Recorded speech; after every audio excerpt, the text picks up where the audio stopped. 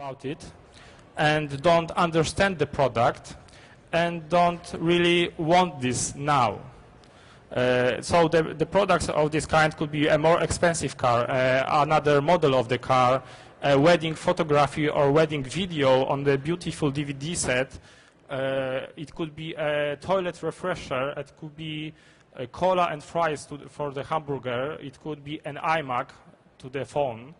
And it could be everything else that we don't buy on the first time when we connect with the problem. Only when we know about the problem that we need, the first car you buy for your enemy, the second car only for your friend, and only the third car for yourself. It's the saying in Poland, I don't know in English. So you have to know about the product, a category of the products to make a good decision. And in these B category products, the price is typically higher. There is a lower competition. Advertising is sometimes not profitable because of low customer interest in the product. And it's a low customers game, but on a high margins. And the problem the companies selling B products have is how to get customers to listen and how to persuade them. So they focus more on conversion, sales techniques, how to persuade the customers.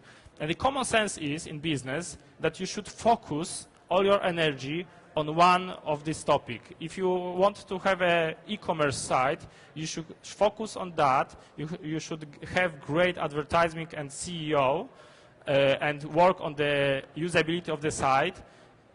It's the only way to do this business. And if you have an agency or a service company or training company, you should focus on this. You have to learn how to do the copywriting, sell better, etc., etc. It's a common sense. If you focus, you are good at it. But the problem with common sense, it's common, and everything what is common is not unique. And if it's not unique, it won't be very effective in the long term.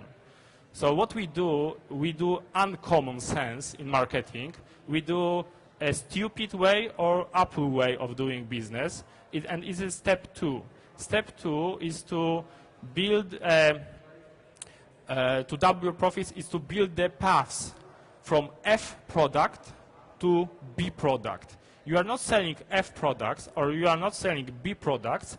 You are having paths. You're selling F products as a first product for the customer, or we call it a front end. That's the F. Just to get the customer.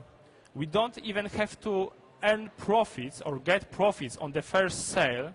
It doesn't matter for us because after they buy the F product, all we do is work with them to sell them an B product, back-end product, thus the B.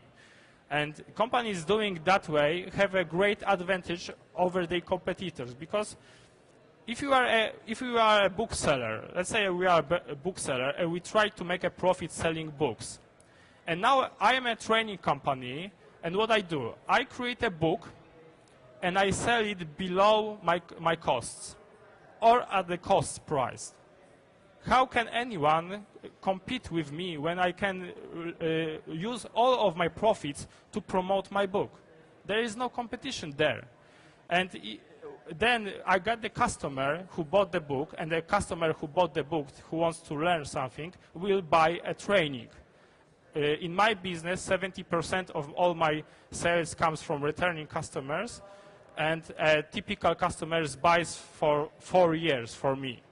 So working with him for the 4 years, I get all the profits there. I don't have to get it on the first sale. And the good example of this was what Apple did when they started with the iPod. When at the first iPod works only with iTunes, and it still do, but iTunes was only available on iMacs and on Macs. So Steve Jobs understood that you have to have an iMac to use an iPod. So we took the 70 million budget, advertising budget from the iMacs, which were very profitable, and put it in a budget of an iPod, creating 100 times bigger budget than any other competitor in the MP3 player place. How hard is it to be the best selling MP3 player if you have 100 times more budget than any other competitor? It's quite easy. They could do it, and everyone else was saying it was a stupid decision to promote iPod and to make such a great advertisement. They could do it because they had an B product, an iMac, with hefty commission on that or margin on that, and they did all the profits there. Of course, afterwards, the iPod became a cult product, and it earned its own profits for the Apple. But it didn't have to make any profits at all. It could lose money because they were earning someone else.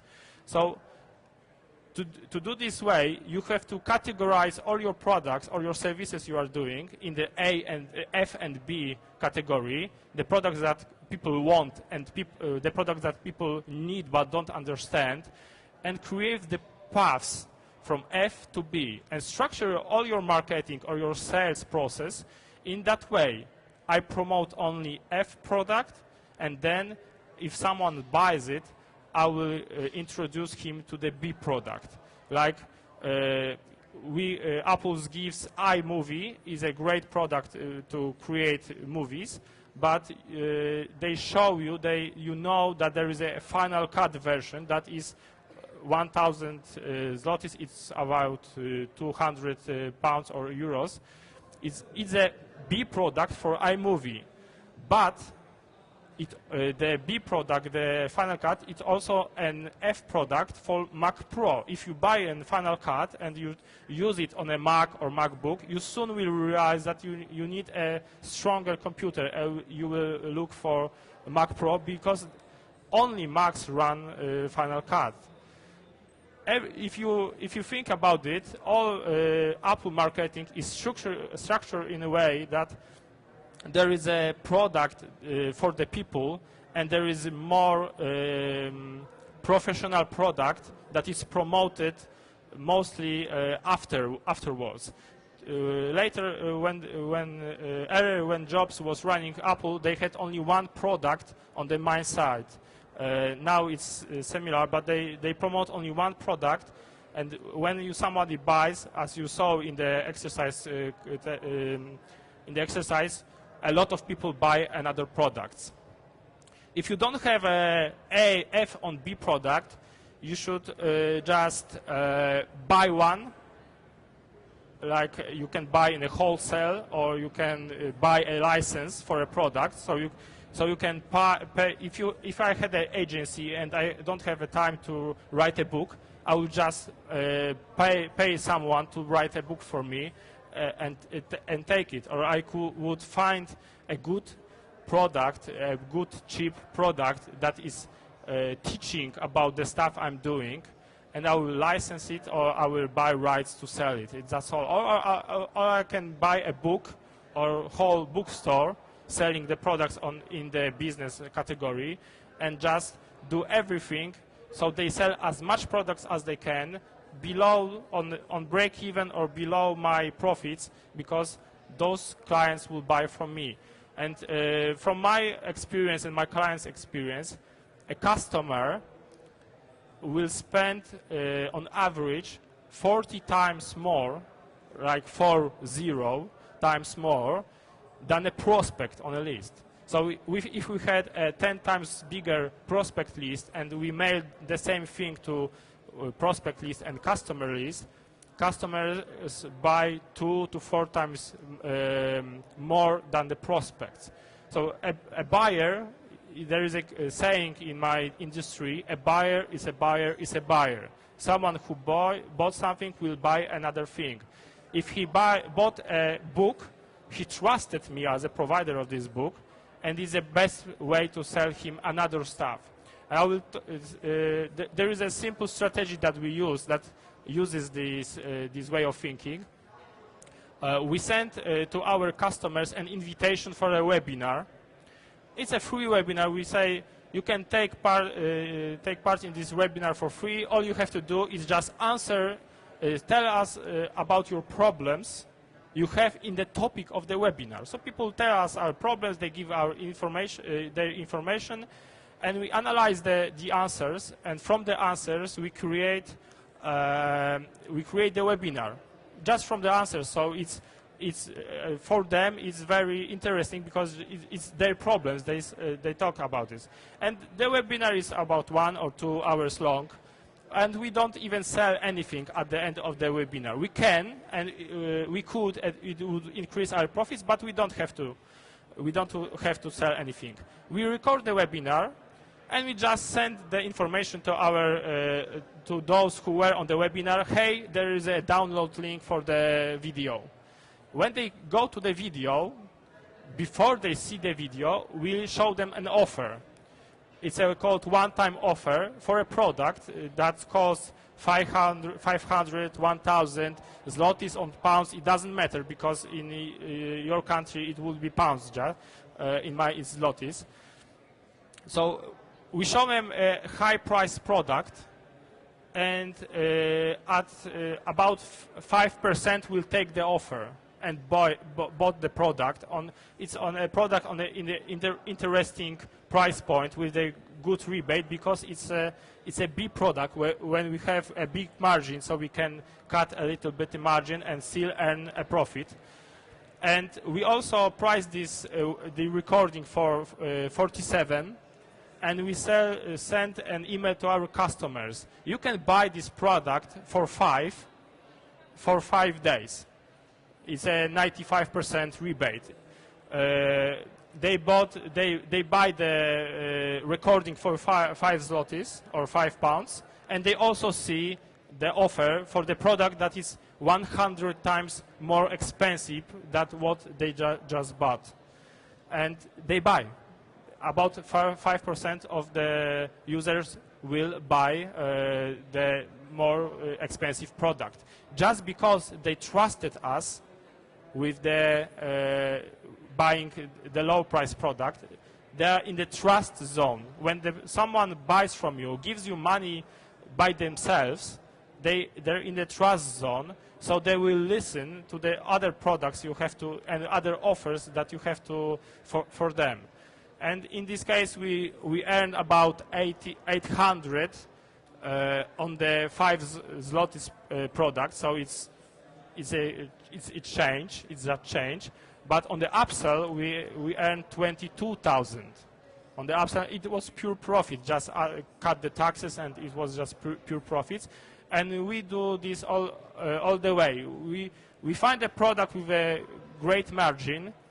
We think of a product that could be an introducement to this product that is cheap.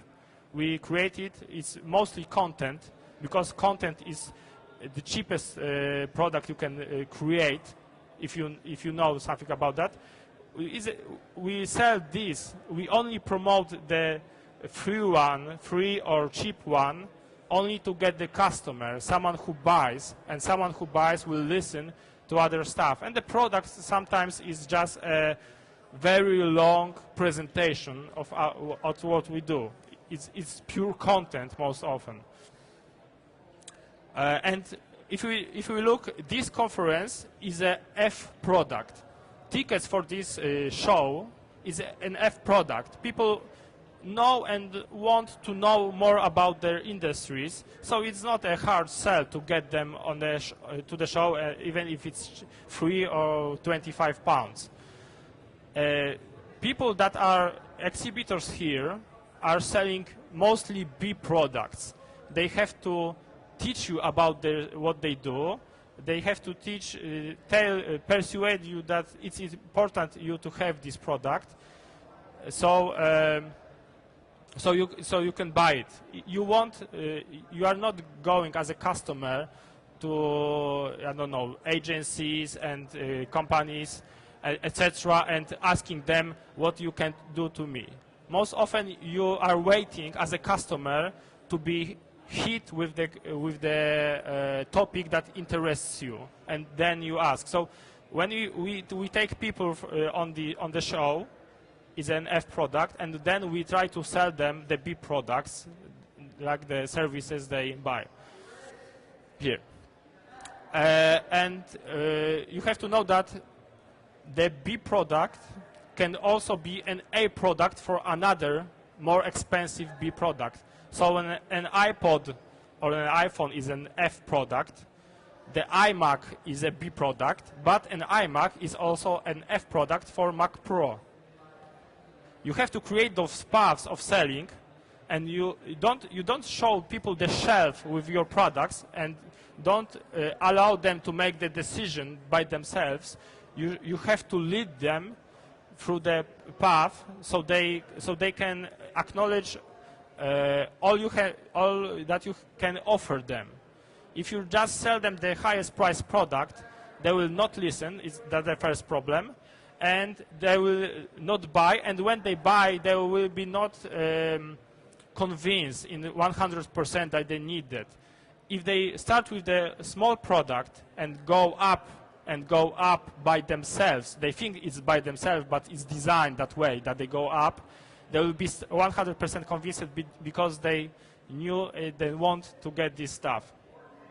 So step one was to change the perception of your company from I'm a producer, or I'm a creator, etc., to I'm helping with someone get some results. Is step one. Step two is to categorize your products and create the paths for the customer from F product to B product, etc. And step three is to catch me at Digital Hub and ask any question you can have, any specific question. I'm here today and tomorrow just to answer questions on the topic I just taught. So thank you very much for your attention, and if you have any topics, I will be here. Questions, I will be here to answer them. Thank you very much. Bye.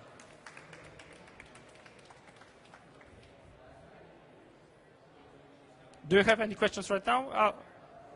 So you can go there. We don't have time to do questions. Yeah, if anybody's got any questions, you've got a few minutes. Okay, I will answer them in the book. Yeah, okay, thank you very much.